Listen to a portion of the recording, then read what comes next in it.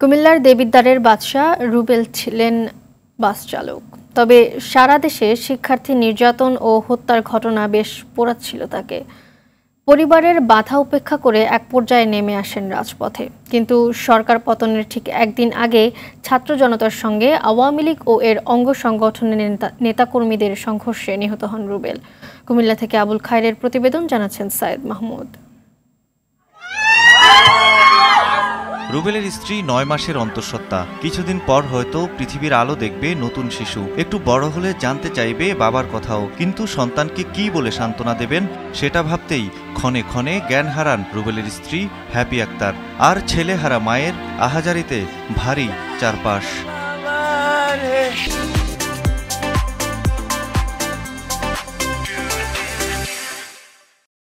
আমার ৪ আগস্ট কুমিল্লার দেবিদ্বারের new market এলাকা। সকাল থেকেই সড়কের একপাশে অবস্থান নেয় আওয়ামী লীগ ও অঙ্গ সংগঠনের নেতাকর্মীরা, অন্য পাশে অবস্থান নিয়ে স্লোগান দিতে থাকে বৈষম্য বিরোধী আন্দোলনকারীরা। প্রত্যক্ষদর্শী ও পরিবার জানায়, সেদিন দুপুরে দুপক্ষের সংঘর্ষে গুলিবিদ্ধ হয়ে প্রাণ যায় রুবেলের। আমি আমার ফুটে রক্ত দিয়ে গেছে, আমি রক্ত দিয়ে যাওয়ার আমি চাই, আমি বিচার চাই। টাকা দিতে পারবো সরকারে, আমার বাচ্চার বাবাই না দিতে পারতো না, আমার জামাই না দিতে পারতো না, আমি আর ফাঁসি চাই।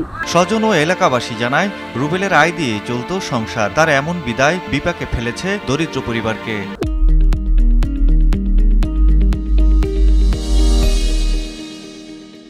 হের বউ বাচ্চা, মানে আল্লাহ ছাড়া এর মধ্যে কেউ নাই। এর বউ বাচ্চা যে কে চাইবো এই সংসারটার হাল ধরবে, এরকম কোনো আর লোক নাই। আমরা চাই যে সরকার যদি এই পরিবারটার দিকে একটু নজর চোখে দেখে যে পরিবারটার একটু সহায়তা করবে। সুষ্ঠু তদন্তের মাধ্যমে রুবেল হত্যার বিচার ও অপরাধীর দৃষ্টান্তমূলক শাস্তি চায় তার পরিবার। সাইয়েদ মাহমুদ, RTV।